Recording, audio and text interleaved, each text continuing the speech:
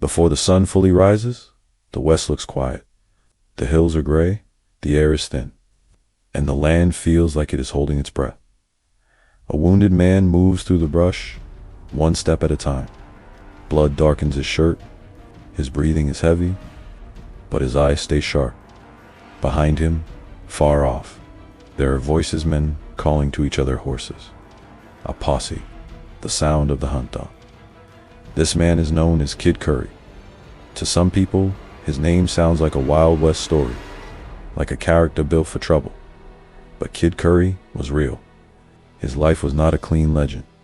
It was messy, fast, and dangerous.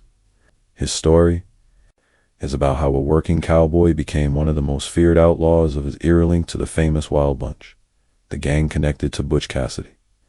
And even today, his name still carries a warning. If you corner him, expect a fight. But to understand Kid Curry, the story must begin long before the gunshots and the chase. It must begin with a boy whose real name was Harvey Logan. He was born in the Midwest, and historical records do not agree on every detail. Some sources place his birth in 1867 in Iowa, while other accounts list different places and dates. The Old West was not careful with paperwork. Families moved, names changed, and many men preferred it that way. What most sources agree on is this: Harvey grew up in a hard world, and he learned early that life could take things away without warning. When Harvey was still young, his mother died. After that, the family broke apart. Harvey and his brothers were raised by relatives. There was no soft landing, no long time to grieve. In those days, a child learned to keep going, even when the heart was heavy. As Harvey got older, he became a cowboy. He learned to ride for long hours, and then came the turning point in Montana. Harvey became involved in a personal conflict with a man named Powell Pike Landowski. The details are told differently across accounts, but the heart of the story stays the same. Harvey believed Landowski had caused trouble for him and his brother. There were rumors, there was anger, and there was an arrest. Harvey was taken by the law, and according to reports, he was beaten. When Harvey was beaten, something changed inside him. A man can forgive a lot, but humiliation is a different kind of wound. It can sit inside a person and grow. Harvey got out on bond. He went back into the world, but he was not the same young cowboy. He carried a new thought, cold and stubborn. No one will ever do that to me again. And then, late in 1894, Harvey walked into a saloon and found Landowski. The air inside was thick with smoke and attention. Men in those places watched trouble the way some people watch weather. They could feel it coming. A fight began. Voices rose. A chair scraped. And then, in a moment that would shape the rest of Harvey's life, a gun came into play. Landowski was shot. He died. Harvey Logan became a wanted man in another life that could have been the end of the story. Some men ran after one killing and disappeared into quiet work. Some surrendered and took their punishment. But Harvey did not choose surrender. And now that he had crossed the line, the West would not let him step back easily. From that point on, Harvey lived with a shadow behind him. He had to watch every road. He had to question every stranger. He had to trust fewer people. And he began moving closer to men who lived outside the law. It is around this time that the name Curry becomes part of his story. Some accounts connect it to an older outlaw named Flat-Nosed George Curry. Harvey and his brothers began using the Curry name. In the West, a name could be a shield. A new name could be a door out of the past. But it could also become a brand that followed a man like smoke. Soon, Harvey Logan was being called Kid Curry. The nickname was not just a casual label.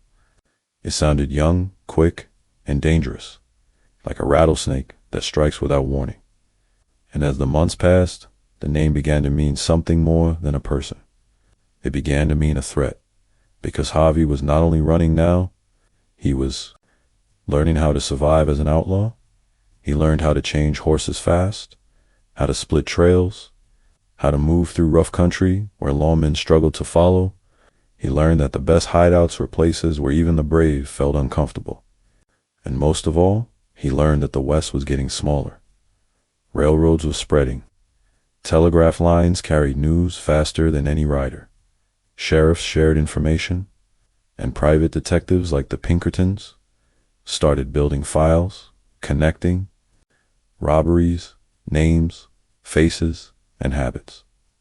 The old freedom of the frontier was shrinking, and men like Kid Curry felt that pressure like a hand closing around the throat. Now, the story returns to where it began, this wounded man in the brush.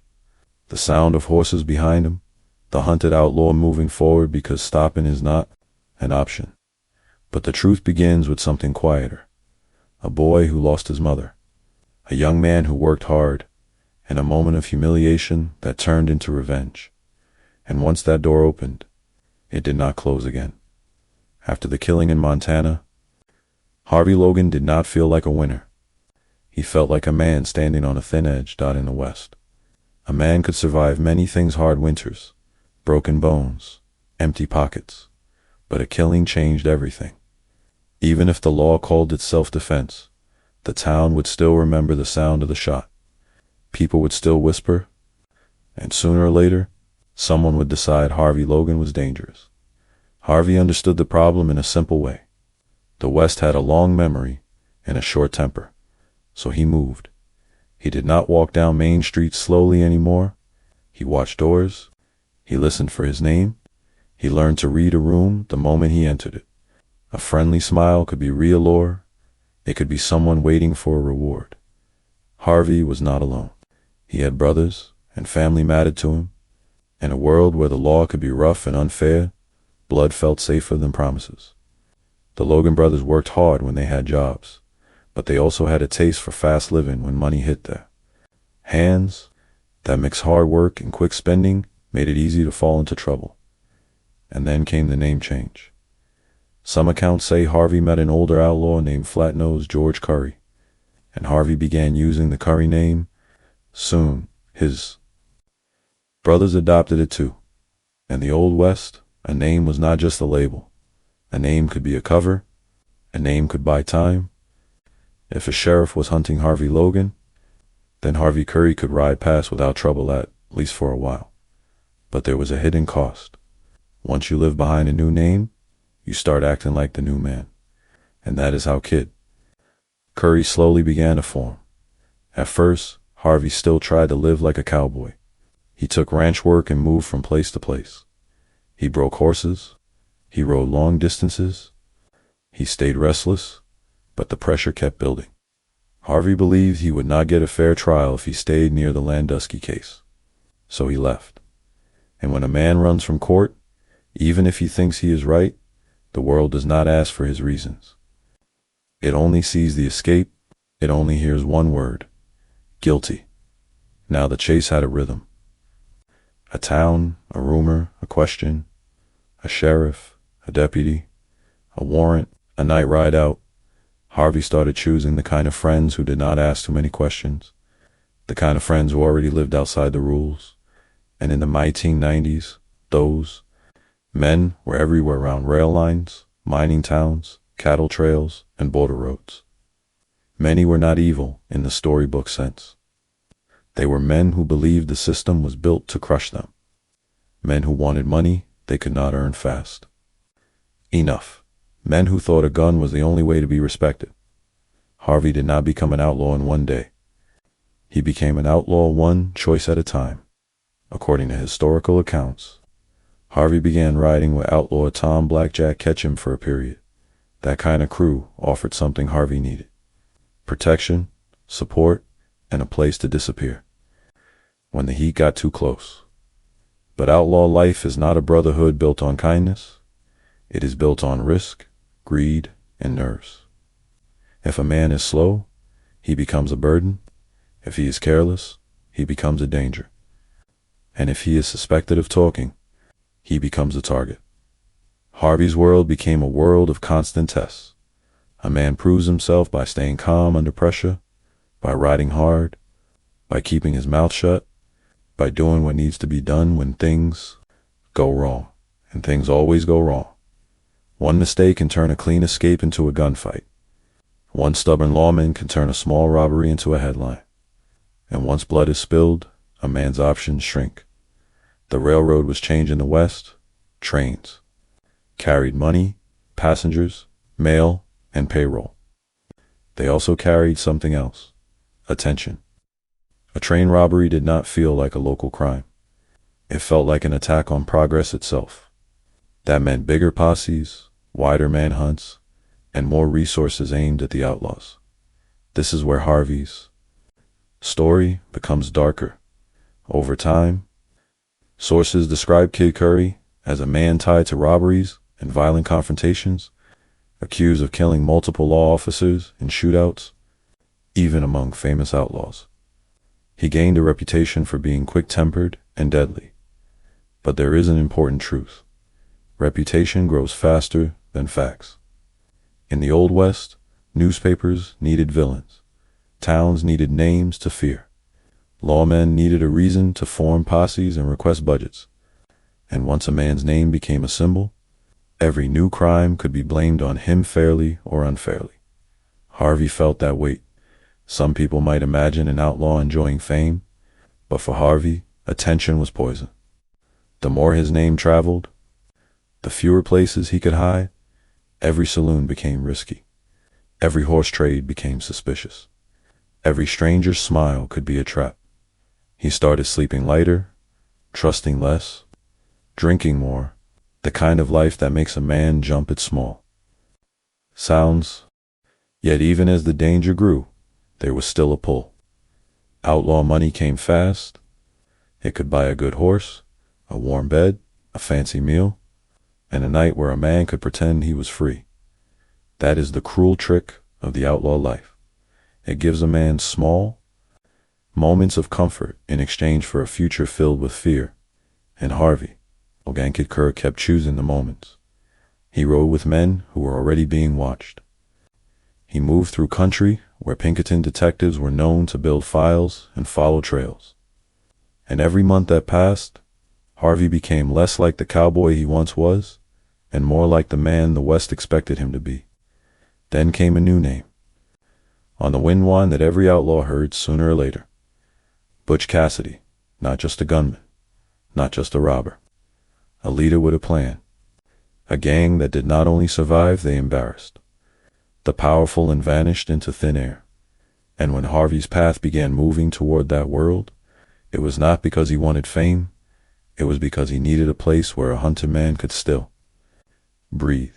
Harvey Logan had been running for a long time, not just from the law, but from the life he used to know.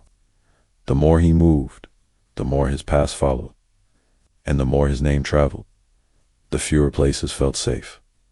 By the late 1890s, the West was changing fast. Railroads cut through open land like long knives. Towns grew bigger. Sheriffs started working together. Wanted posters moved faster than horses. Even if Harvey rode hard for 3 days, news could outrun him in one. That is why certain places became import places that were hard to reach, hard to watch, and hard to escape from if you were not invited. One of those places was a natural fortress in Wyoming. People called it hole-in-d-wall. It was not a town, not a ranch, not a normal hideout. It was a wild place, rough walls, narrow passes, rough trails, a place where a small group of men could see trouble coming from far away, a place where lawmen hated to ride because the land could swallow up. Posse Hole. When Harvey finally reached that country, he was not arriving as a hero. He was arriving as a man who needed allies. Outlaw life is simple in one way. If you are alone, you die faster. A lone outlaw has to sleep with one eye open, handle every danger alone, and make every escape without help. But a crew can share horses, share food, share information, and protect each other when the law closes in. Harvey wanted that protection. He also wanted something else. A place where his name would not be the biggest problem in the room, because in hole-in-the-wall, there were men with names that carried weight, and one of the biggest names was Butch Cassidy. Butch Cassidy was not famous because he was the fastest gun. He was famous because he was smart. He planned, he listened, he picked jobs carefully, he knew how to keep men together. That mattered, because most outlaw gangs did not fall apart from the law. They fell apart from ego, from fear, from jealousy, from one man thinking he should be the leader. Butch was different. He could talk men down before trouble started. Still, even in Butch Cassidy's circle, Harvey Logan stood out, not because he was the loudest, but because he carried a heart, dangerous energy like a storm that could break loose without warning around the fire. Men watched Harvey. They watched how he held his coffee cup, how he scanned the dark, how he stayed quiet when others joked. Some men tried to read him like a book. But Harvey was not a book. He was a locked door. He did not share feelings. He shared facts. He did not tell stories. He told warnings. And when men spoke his new name, Kid Curry, it did not sound friendly. It sounded like risk, but outlaw crews. Respect one thing more than charm nerve.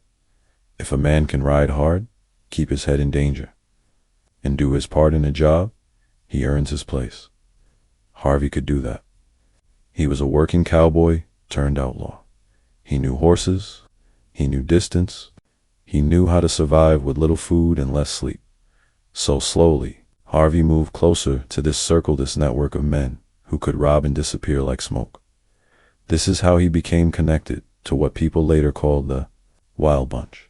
But the Wild Bunch was not one clean unit. It was more like a changing team. Some men rode in for one job and rode out afterward. Some stayed longer. The group shifted based on heat, money, and trust. And trust was everything.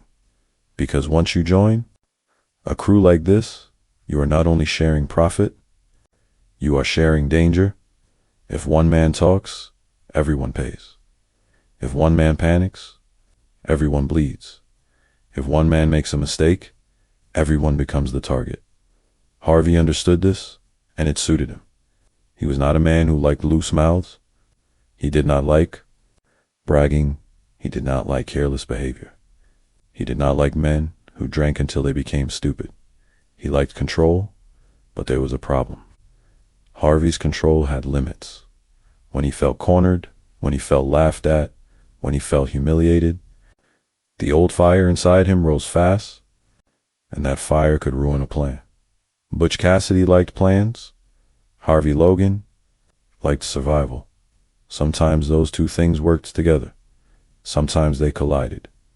Soon, the crew began watching trains. A train was more than a machine. It was a moving safe. It carried payroll. It carried passengers with money. It carried shipments with value. And most of all, it carried attention. Robbing a train was not like robbing a small store. A store might bring a local sheriff. A train robbery could bring a regional manhunt. It could bring companies with private detectives. It could bring newspapers that printed faces and names across the country. But it also promised bigger rewards. That is the temptation that shaped the Wild Bunch's most famous jobs. Take a high-risk target, hit fast, and vanish before the law can organize. And when the plan starts coming together, a strange energy fills the camp. Men clean their guns with care. They check saddle straps twice. They talk less and listen more. Harvey does not smile. He becomes sharper. In this world, a robbery is not only about money. It is about timing. It is about the moment when a train must slow down. The moment when guards are tired. The moment when the land offers cover. And then, one night, the crew rides out. They ride with purpose, staying off the main roads. They keep distance between horses to avoid noise. They speak in short whispers, like men walking. Through a church, they stop near the tracks. They wait. The sound comes first, a low rumble, then a growing roar. Then the headlight cutting through the dark like a blade. A train is coming. A man's heart can beat louder than a gunshot in a moment like this. But Harvey's face stays hard. He has already crossed the line. He is already wanted. He is already hunted. To him, this job is not a new sin. It is a new step in a life he cannot undo. The train slows. Men move into position, and the plan begins. Everything happens fast. A few minutes can decide a man's future. If the crew controls the situation, they take the money and vanish. If the crew loses control, there is shooting. And if there is shooting, there is blood. This is where Harvey becomes truly dangerous. Because when fear hits, some men freeze. Harvey does not freeze. He fights, he acts, he survives. That is why people feared him. Not because he was mythical, but because he was real, and his real instinct, when pressed, was violence. After the job, the crew rides hard into the night. They split trails, they change horses, they head for rough country where the land becomes a shield, but behind them, the world wakes up angry. A train was hit, money is missing, and men with badges begin gathering like storm clouds after the train. Now, the West did not stay quiet. A robbery like that did not feel small. It felt like a public insult. Railroad companies lost money, lost pride, and feared it would happen again. And when powerful men feel embarrassed, they do not simply complain. They pay to hunt. Within days, the story traveled faster than horses. It moved through telegraph wires, newspaper ink, and angry conversations in sheriff offices. A gang had hit a train. The crew escaped. And one name kept showing up in whispers. Kid Curry. In the Old West, a manhunt could start with a few angry ranchers and a sheriff's deputy. But this kind of manhunt became something bigger. It turned into a net. Towns shared information.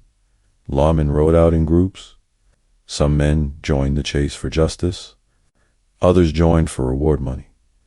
Then came the private detectives. Not every outlaw feared the same things.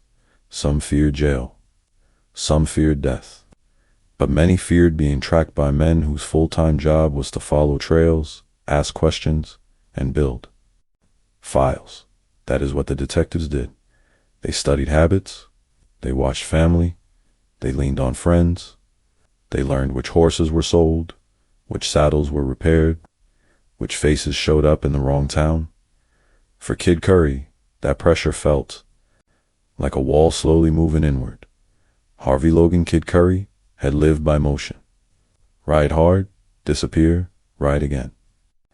That style worked when the land was wide and the law was scattered. But now, the law was learning. Now the West was shrinking. And when the world shrinks around a man who refuses to surrender, his choices become sharp and dangerous. Kid Curry was not the kind of outlaw who talked his way out of trouble. He did not charm sheriffs. He did not smile and pretend he was innocent. If he believed a badge was coming to take him, he prepared for one outcome: a fight. That is how his reputation grew out in some towns. People said his name like a curse. In others, they said it like a warning to young deputies. Do not go after him alone. And the truth is, fear spreads fastest especially when it is fed by violence. The chase became a pattern. A robbery would happen. The gang would vanish. A posse would ride out. The trails would split. And somewhere, sometime, there would be gunfire. Kid Curry learned to live in that pattern. He learned to travel through rough country where a group of men could not easily surround him. He learned to keep fresh horses nearby. He learned to use the land like armor, but no armor is perfect. When a man runs long enough, he makes mistakes. He stops in the wrong place. He trusts the wrong person. He stays one night too many. He spends money to openly and lawmen like hunters. Only need one mistake. In a normal life, a saloon is where a man relaxes. In Kid Curry's life, a saloon was a trap disguised as comfort. A single stranger could stare too long. A single question could sound wrong. A single deputy could walk in at the worst time. And once a man is nervous, even small moments feel like danger. That is when Kid Curry's temper became fuel. He was not only running from the law, he was running from humiliation. From cages, from being controlled. He had been beaten once and had promised himself it would never happen again. That promise hardened inside him like stone. So when he felt cornered, he did what he believed he must do. He struck first. The manhunt did not only chase Kid Curry's body, it chased his identity. Every time a newspaper printed his name, it grew, larger than the man himself. The name started to mean more than a person. It started to mean a type of outlaw who would not surrender. And the more the legend grew, the more dangerous life became, because fear makes people act wild. A nervous deputy might fire too quickly. A frightened citizen might call the sheriff for no reason. A rival outlaw might betray him to save himself. Kid Curry began to understand a hard truth. A famous outlaw has fewer safe places than a forgotten one. There were nights when the wild bunch hid in rough country, far from towns, trying to breathe. Men spoke softly around a fire, watch in the dark. Some outlaws laughed to hide their fear. Others stayed silent. Kid Curry often stayed quiet. He was a man who carried pressure on his shoulders like a heavy pack. He did not talk about guilt. He did not talk about sadness. In his world, feelings were not shared. They were swallowed. But the pressure still showed itself. In the way he scanned the ridgelines. In the way he slept lightly. In the way his hand stayed close to his gun, even near friends. The wild bunch needed him because he was brave and capable. But they also feared what he could bring, because one quick temper could turn a clean escape into a deadly mess. And the West was full of mess. Soon the chase touched more than just Kid Curry. It reached toward the people closest to him. This is where the story shifts from action into something more painful. Because a man can handle danger when it is only his own. But when danger threatens his brothers, his friends, the people he trusts in, the chase becomes personal. The law did not only want to stop robberies, the law wanted to break the network. That meant watching relatives, questioning ranchers, and squeezing anyone who might offer help. And when a hunted man realizes the world is closing in on his family, something changes inside him. Kid Curry did. Not become softer, he became harder. A man who already believes surrender is impossible starts to believe something worse. That mercy is a lie. He had entered outlaw life to survive. Now he was staying in it to protect what he had left. That is the emotional turn of Kid Curry's story. Not a clean redemption. Not a sudden moment of goodness. It is the moment when the outlaw life stops feeling like freedom and starts feeling like duty dog. Heavy duty wear. Every choice is about survival, and every road leads to more violence. And as the manhunt grows, the West begins to understand something too. This is not a small chase anymore. This is a war of pride between a hunted outlaw and a world that refuses to let him disappear. In the dark of Wyoming, a train slows down like a wounded animal. A lantern swings. Steam hisses. The engine breathes hard in the cold night air. The crew does not know it yet, but they are already surrounded by men who are not here to talk. Out of the shadows, riders appear quiet at first, then sudden and sharp. Bandanas cover faces, guns point like fingers of judgment, and among them is a man whose name is starting to spread across the West. Kid Curry. This robbery will not be a small story. It will become one of the moments that turns the wild bunch into a national fear. Butch Cassidy does not rush. He plans. He chooses a place where the land helps the outlaws more than it helps the law. He chooses a stretch of track near Wilcox, Wyoming, where the night is wide and the road back into the wilderness is faster than the road toward town. The crew knows the rules. Hit fast. Take the money. Leave no time for heroes. Yet even the best plan has a heartbeat behind it. Men nerves, sweat, and fear. The wild bunch stops the train. The engine is separated from the cars. The crew is forced to step back. The outlaws move like they have rehearsed this in their heads 100 times. Then comes the moment that changes everything. They bring out dynamite. Dynamite is not gentle. It does not listen to warnings. It does not care if a man is brave. It is power in its rawest form. The crew targets the safe call. They want the money inside. They want it before the law even knows where to ride. The fuse lights. The seconds shrink. The explosion cracks. The night open. Metal bends with splinters. Smoke spreads like a black curtain. For a moment, everyone is still. Even the horses flinch. Then the outlaws move again, fast hands, fast eyes. They grab what they can. Cash, valuables, anything worth risking a life for. And then just like that, they are gone. In the days that follow, the robbery becomes a story told with wide eyes. People talk about the dynamite. They talk about how bold it was. They talk about how the outlaws vanished into the country as if the land itself swallowed them. But the most dangerous thing the Wild Bunch stole that night was not only money. They stole pride.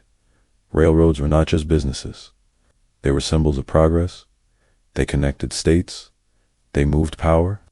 When a gang stopped a train, it felt like the Old West spitting in the face of the New West. And powerful men do not accept humiliation, they respond.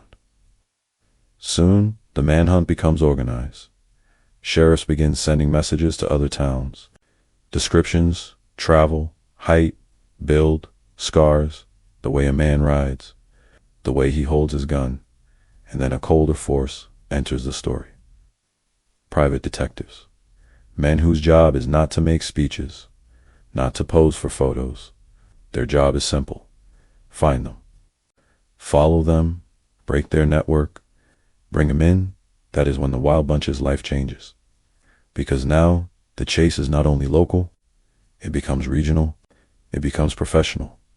For Butch Cassidy, that means tighter plans, safer hideouts, and constant movement. For Kid Curry, it means something darker. Because the more pressure comes, the more his temper turns into a weapon. Inside the Wild Bunch, men have different ways of handling danger. Some talk, some laugh. Some drink, some dream out loud about what they will do with the money. Kid Curry is different. He does not celebrate like the others. He watches the horizon. He listens for hooves.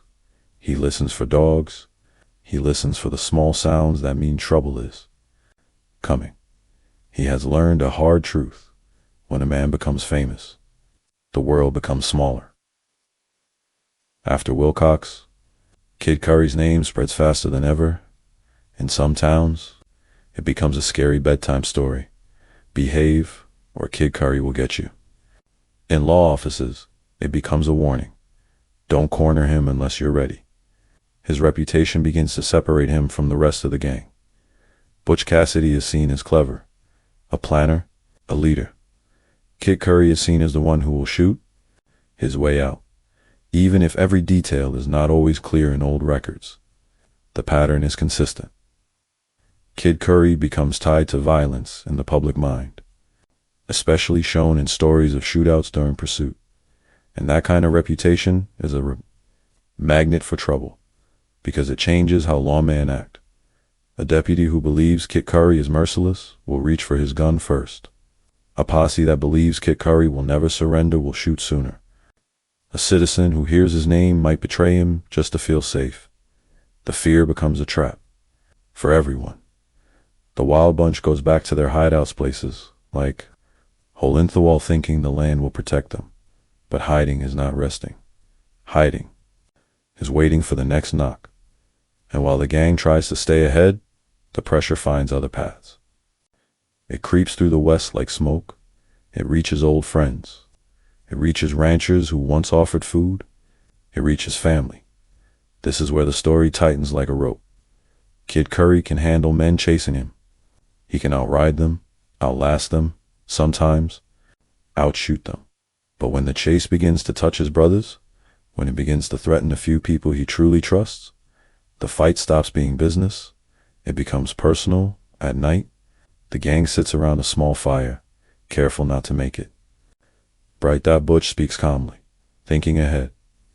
He talks about safe routes, fresh horses, and where to go next. Kid Curry listens, but his eyes are not on Butch. His eyes are on the dark. He is imagining the worst. A knock at the wrong door, a brother caught alone, a betrayal, a sudden gunfight that ends with someone not getting back up. He does not say these fears out loud. In that world, fear was not something a man admitted. Fear was something a man swallowed and turned into anger. And anger, for Kid Curry, was easy to reach. After Wilcox, the Wild Bunch has money but no peace, because the West has decided something. This gang will not be allowed to ride free. And Kid Curry's life becomes a straight road toward a harder kind of violence, one where every chase will feel closer, every escape will cost more, and every mistake will take something from him. After Wilcox, the West did not treat the Wild Bunch like thieves anymore. The robbery had embarrassed powerful people. Money was taken, a train was stopped, dynamite was used, and the story spread like fire. For the Wild Bunch, that meant one thing: the hunt would never be casual again. For Kid Curry, it meant something worse, because a man with a calm reputation can sometimes slip away quietly. A man with a violent reputation pulls danger toward him, even when he is trying to avoid it. Kid Curry's name became the kind of name that changed how men behaved. When a sheriff heard Kid Curry, he didn't picture a tired cowboy. He pictured a gunman who would shoot first. That fear made lawmen gather bigger posses. It made deputies bring more rifles. It made strangers watch doorways and windows. In short, it made the world more deadly. The manhunt became organized. It was no longer one town chasing one gang. It was counties sharing information, riders crossing borders, and detectives asking questions in places the outlaws never expected. A stable owner would be questioned about strangers buying horses. A general store owner would be asked who paid with fresh bills. A hotel clerk would be asked who checked in under a false name. And the Wild Bunch's safest weapon disappearance started to fail, because hiding takes two things: space and silence. The West still had space, but it had less silence. Now Kid Curry felt the pressure like a hand on his throat. In the beginning, he could ride out of trouble. After Wilcox, trouble seemed to already be waiting at the next stop. He began to live by strict rules: never stay in one place too long, never trust a stranger who smiles too quickly, never drink until the mind gets slow, never let a lawman get close enough to touch the gun. Those rules kept him alive, but rules also make a man hard, and Kid Curry was becoming harder every week. The Wild Bunch still moved as a group sometimes, but often they split. That was safer. If the law caught a trail, it would only lead to a few men. Not all of them. But splitting also created a new danger: loneliness. When a man rides alone, he has more freedom, but fewer shields. If a posse appears suddenly, there is no one to cover his back. If a horse goes lame, there is no extra mount. If he is wounded, there is no one to carry him. Kid Curry understood this, but he often chose independence anyway. He did not like being controlled, not by the law, not by towns, not even by his own gang. And there was another reason. Kid Curry did not want to be slowed down by men who hesitated. When he believed danger was coming, he wanted one thing: a clear escape. That is why the chase around him became so violent. When the law tried to take him, he treated it like a trap. And when a trap closes, he did not negotiate. He broke out. Stories of shootouts followed him. Some accounts blamed him for many deaths. Some details grew larger as they traveled, like a rumor rolling downhill. The exact numbers were argued even then, but the shape of the truth stayed steady. Lawmen believed he was extremely dangerous, and they hunted him as such. And when both sides believe a fight is unavoidable, the fight arrives faster. This is how the West became a place where Kid Curry could not simply pass through anymore. Even if he walked into a town quietly, trouble could still find him. A deputy might recognize his face, a bartender might notice his manner, a citizen might think, that man looks like the poster. Suddenly, the calm street turns into a stage. People step back, hands drift toward guns, eyes lock on a doorway, and the air becomes sharp. But the most painful change was not the danger. It was what the danger started to do to his life. Kid Curry still had brothers. He still had people he cared about. In his world, those bonds were rare and precious. When you live outside the law, you learn that trust is not common. You learn that blood may be the only thing that does not sell you. So when the hunt began, touching his family, it changed his thinking. A man can accept his own risk, but it is harder to accept risk for someone you love. Kid Curry did not speak much about feelings, but his actions began to show them. He became more watchful, more impatient, more ready to strike, and the West noticed. Lawmen began to believe he was not just an outlaw running for money. They began to believe he was a man running on anger and survival, the two things that do not calm down easily. The pressure also changed the while. Bunch itself. Some men wanted to slow down. Some wanted to disappear for a while. Some wanted to leave the country entirely. But the problem with a gang is this: the slowest decision can kill the fastest man. Butch Cassidy was known for planning and keeping men together. He understood timing and patience. He tried to keep the crew smart. Kid Curry was not built for patience. He was built for the moment the door breaks open and a bad steps inside. So even inside the gang, he could feel like a storm among calmer skies. He was useful, but he was also risky. If Kid Curry sensed danger, he might act before a plan was ready. And one early shot can ruin everything, at times. The gang had to adjust around him, not because they hated him, but because they feared what his reactions could trigger. Meanwhile, the law kept tightening the net. More posters, more questions, more. Riders in Kid Curry's name became a shortcut for fear. If a robbery happened, some people pointed at him, even without proof. If a deputy got shot, whispers traveled. Was it Kid Curry? A legend can protect a man because it scares people, but it can also destroy him because it never allows him to rest. Kid Curry began to understand the truth of that. He could outride men, but he could not outride his own name. By the time winter winds cut across the plains, one thing was clear: the West was not going to forget him, and the hunt was not going to stop. Kid Curry's life had become a tunnel with only two exits: escape forever, or a final stand. And in that tunnel, another tragedy waited, because the chase was about to take someone close to him. Someone whose loss would harden him into something even more dangerous. By now, Kid Curry no longer lived like a man with a future, he lived like a man with a timer. Every sunrise could be the day a deputy recognized him. Every town could be the town where the door closed behind him. Every quiet moment could be the last quiet moment he ever got. But what finally broke him was not a bullet meant for him. It was the way the hunt began to touch his family. In the West, a man's family was his last safe place. Even an outlaw could believe, deep down, that blood might protect blood, that brothers might get a kind of mercy strangers never receive. Kid Curry learned that this hope was wrong. The law did not only chase the outlaw, it chased the network around him. If a posse could not catch Kid Curry, it could watch the roads near places where his brothers might travel. If detectives could not find the gang's camp, they could lean on people who might feed them. Pressure does not always look like gunfire. Sometimes it looks like questions. Sometimes it looks like a sheriff suggesting that a rancher cooperate. Sometimes it looks like a deputy waiting in the wrong town at the right time. And in Kid Curry's life, pressure always led to violence, because violence was how the West settled arguments when words failed.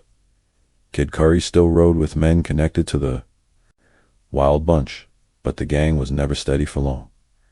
They split, reunited, and split again. Each man handled the hunt in his own way.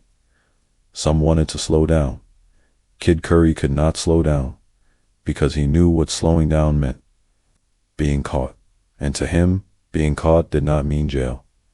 It meant humiliation, chains to beating, a cage. He had already promised himself that would never happen again, so he rode faster, slept lighter, spoke less. Yet even when a man does everything right, the West can still take from him.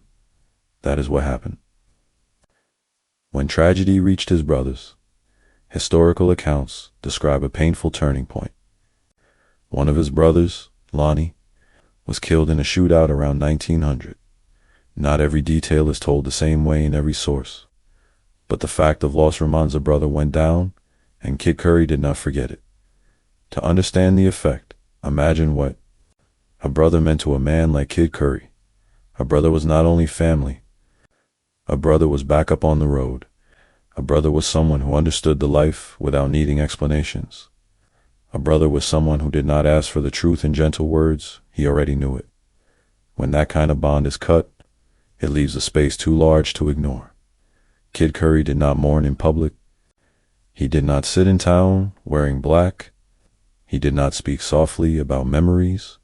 He turned the grief into a colder thing. He turned it into purpose. The outlaw life changes a man's idea of justice.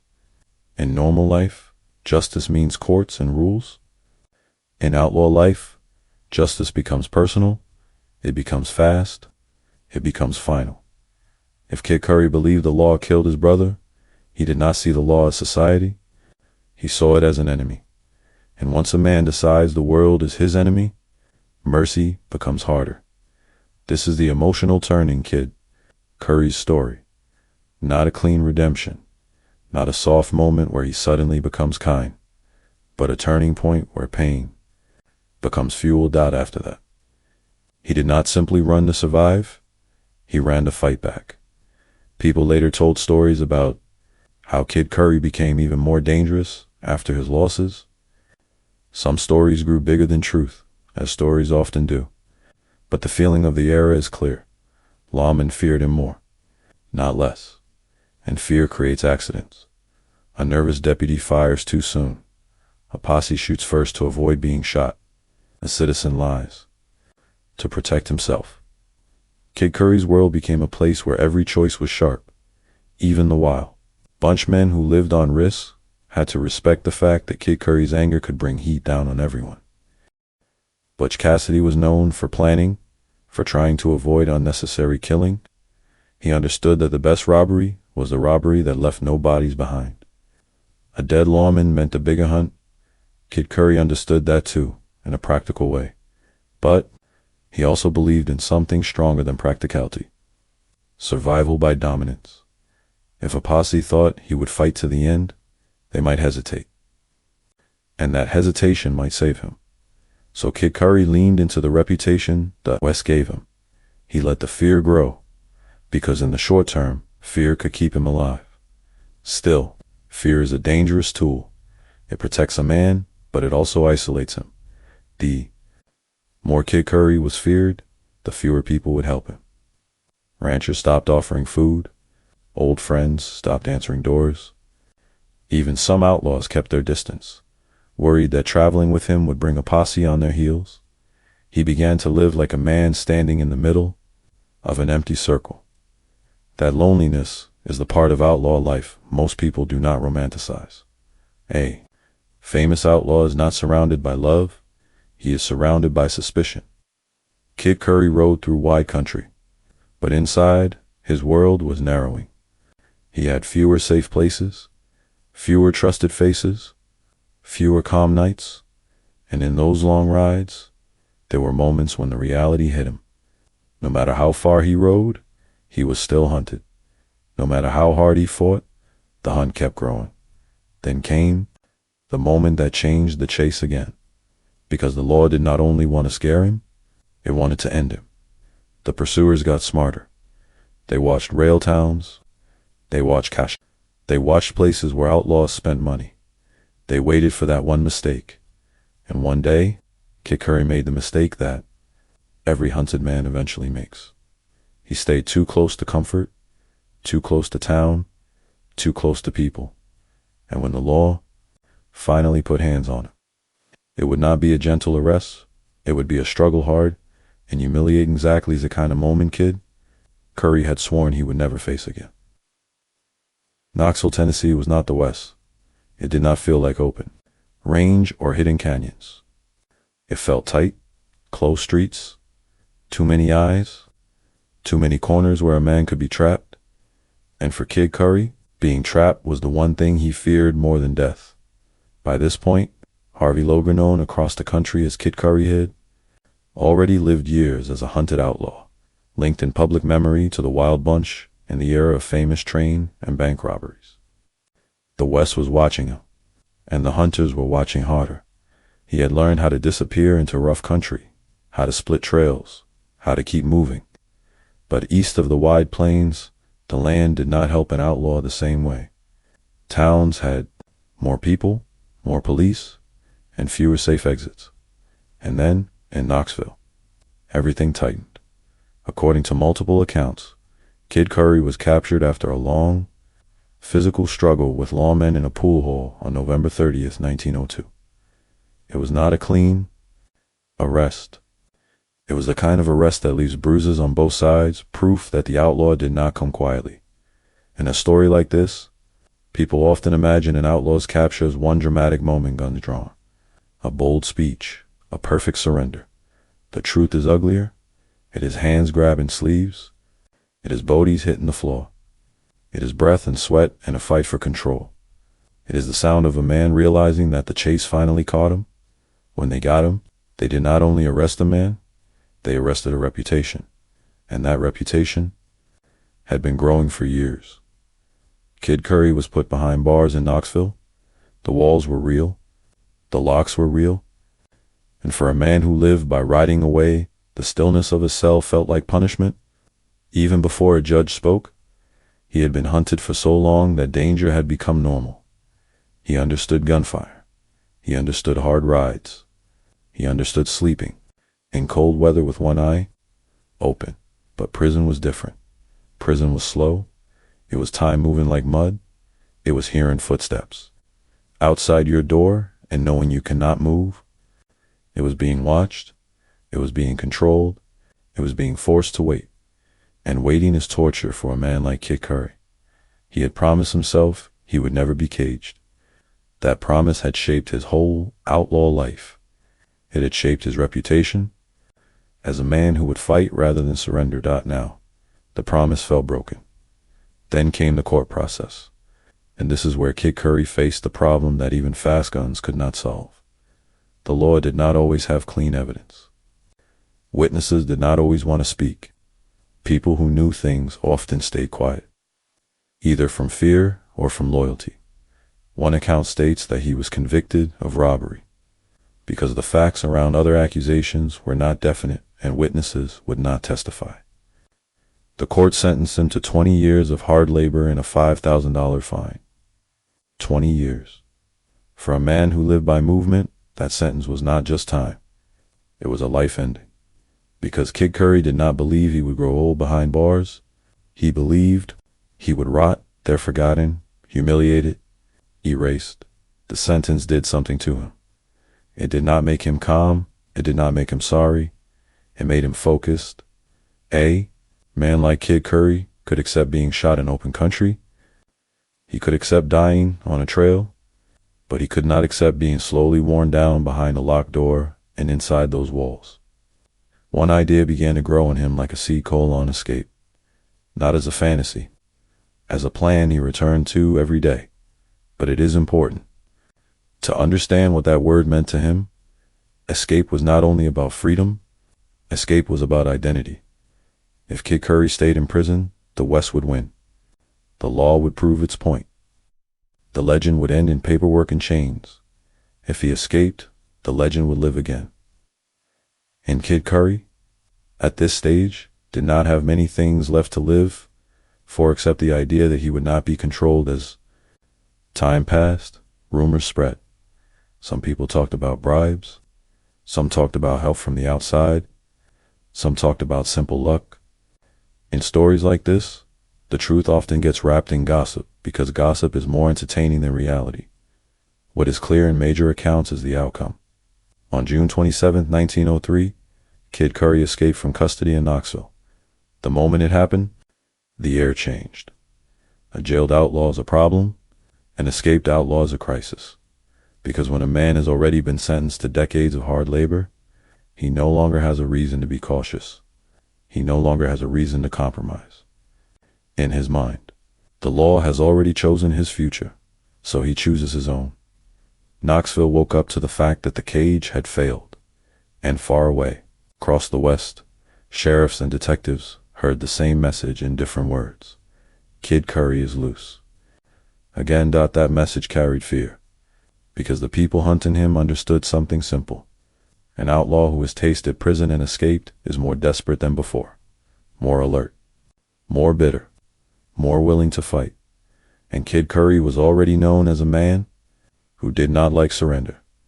Now the question was not whether he would run. He would run. The question was where he would go. Some believed he would disappear into the east. Some believed he would vanish into Mexico. Some believed he would return to the west because the west was the only place where a man like him could breathe. Even the strongest accounts note that after his escape, he went back toward the world of robberies again, and the chase resumed. At full speed, Kid Curry did not step out of jail into peace. He stepped out into war. He was a wanted man with a fresh wound in his pride and a sentence hanging over his head like a storm cloud. From this point on, he could not pretend he had options. And when a man believes he has no options left, he becomes even more dangerous. After escaping the jail in Knoxville, Kid Curry did not step into a new life. He stepped back into the same old one, running, hiding, and living like every shadow could be a trap. He had a long sentence hanging over his head, and that kind of pressure changes a man. It makes him sharper, more suspicious, and more desperate. It also makes him take bigger risks, because in his mind, the future is already stolen. Kid Curry's real name was Harvey Logan, but by now, the West didn't chase Harvey Logan. It chased the legend. The quick-tempered gunman linked to the Wild Bunch. Encyclopedian legends do not retire peacefully.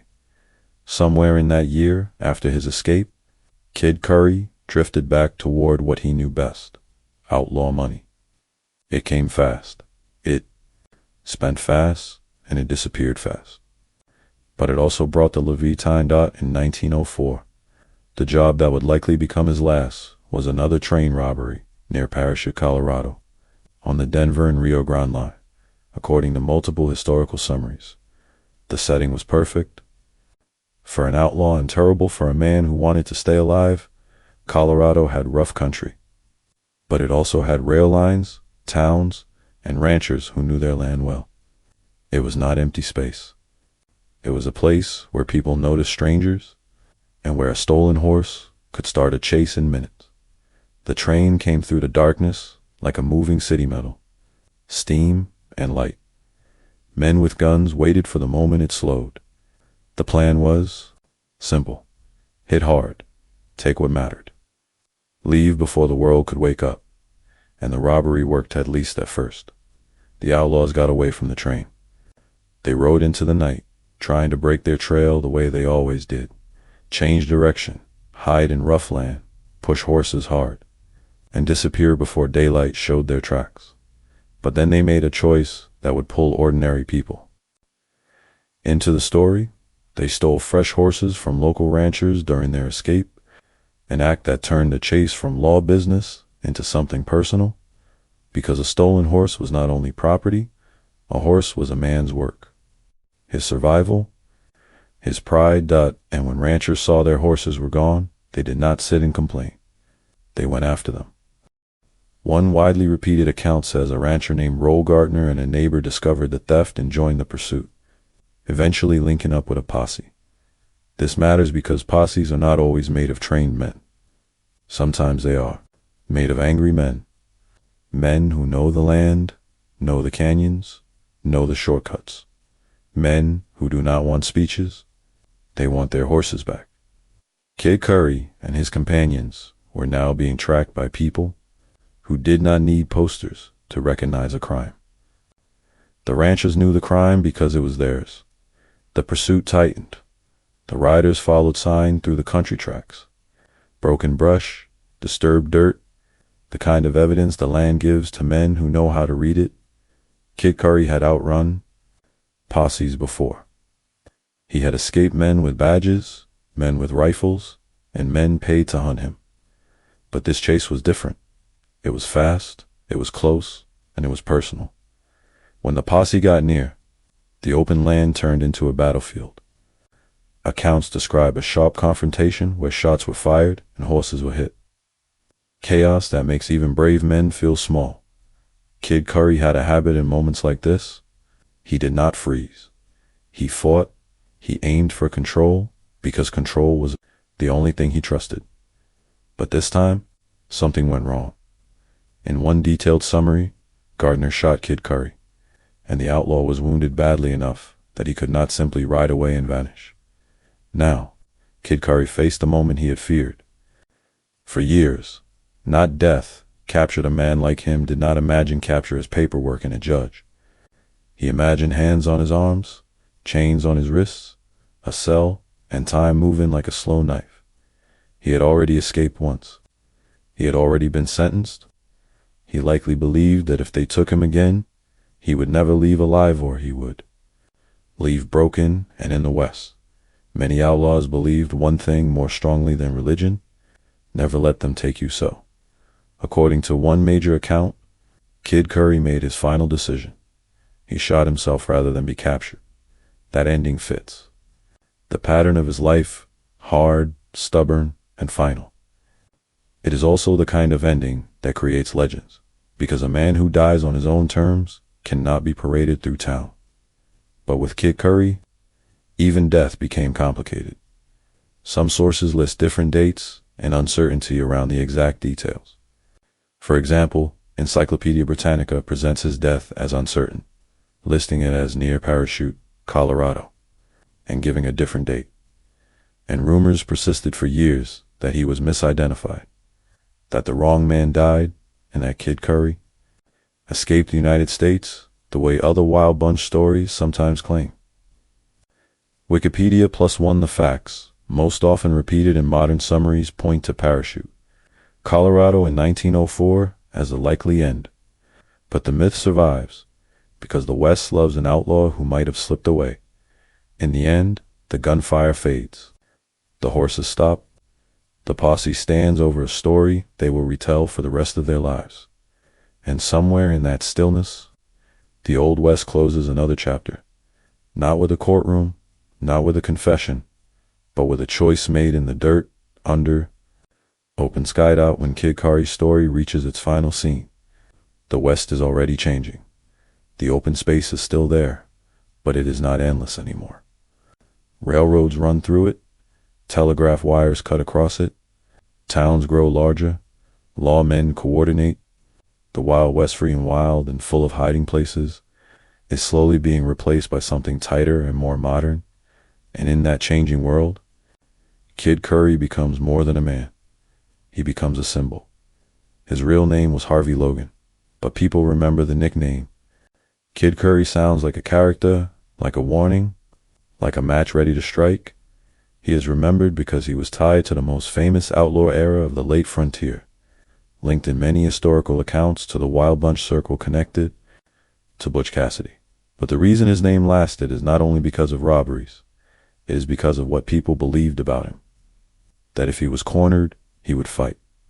Some outlaws became famous because they were charming. Some became famous because they were lucky. Some became famous because stories grew bigger than truth. Kid Curry became famous because fear followed him. Even major reference works describe him as the Wild Bunch's most quick-tempered killer, which tells you how his reputation stood out, even among outlaws. But here is where the story becomes important. Kid Curry's life is not a clean tale of good versus evil. It is a true story of how a person becomes what the world keeps pushing him to be. Harvey Logan started as a working cowboy, shaped by hard days and hard losses. Historical accounts describe early instability in his family life, including the death of his mother, and years of moving and working in the West. Then came conflict, humiliation, and violence, especially a turning point in Montana with Powell. Pike Landusky, which ended with Landusky's death. After that, Harvey Logan's road narrowed. A man can return from many mistakes, but once blood is spilled, returning becomes harder. People look at you differently. The law watches you differently, and you begin to live under a shadow. That shadow became his daily life. Kid Curry is remembered as dangerous because the stories around him are full of pursuit and gunfire. Some accounts attribute many deaths to him, especially in clashes with law officers, though exact numbers and specific events are debated across sources. This is the key. The West did not only hunt him for what he did, it hunted him for what it feared he would do next, and fear creates a cycle. A lawman expects violence, so he reaches for his gun sooner. An outlaw expects a beating or a cage, so he shoots sooner. The gap between stop and shoot becomes smaller. Then someone dies, and both sides feel justified. Kid Curry lived inside that cycle. It made his name bigger, but it also made his life smaller. And then came the part of the story that every legend carries, the uncertain ending. Many modern summaries say Kid Curry likely died after a pursuit near Parachute, Colorado in 1904, with a widely repeated account stating he shot himself rather than be captured, but major references also note uncertainty around the details, including the death date and the circumstances. That uncertainty is not just confusion, it is fuel for myth, because the Wild West loves a disappearing outlaw. It makes people wonder, did he really die there? Did someone else take the fall? Did he escape under another name? For some viewers, those questions are the most exciting part. But the truth of Kid Curry's story does not depend on whether every rumor is real. The truth is in the shape of his life. He lived hunted. He lived tense. He lived moving. He lived ready to fight. And a life like that does not end with peace. It ends with exhaustion, capture, or a final stand. Now, step back and look at what Kid Curry represents. He represents the last hard edge of the outlaw West. In earlier years, a man could rob and vanish into wide country for months. But by the time Kid Curry was being hunted, the modern world was closing in. Better communication, stronger law enforcement, and more organized detective work. He was not built for that modern world. His skills were meant for open range and empty space. And when the space disappeared, his future disappeared with it. This is why his story still pulls people in today. Because Kid Curry's biography is not only about crimes and chases. It is about how fast a life can fall once a man starts solving problems with violence. It is also about how hard it is to stop once the world has decided who you are. In the end, Kid Curry is remembered as the Wild Bunch's most feared name, but he is also remembered as a warning that pride can become a trap, a warning that revenge can become a home, a warning that freedom without peace is not freedom, it is running. And if his story has one final message, it is simple. A man can outride the law for a while, but no one outrides time. If you enjoyed this true Wild West biography, hit like, subscribe, and turn on notifications. Comment below. Was Kid Curry a product of a brutal time, or did he choose the brutality? And tell me who you want next, Butch Cassidy, Sundance Kid, or the lawmen who hunted them.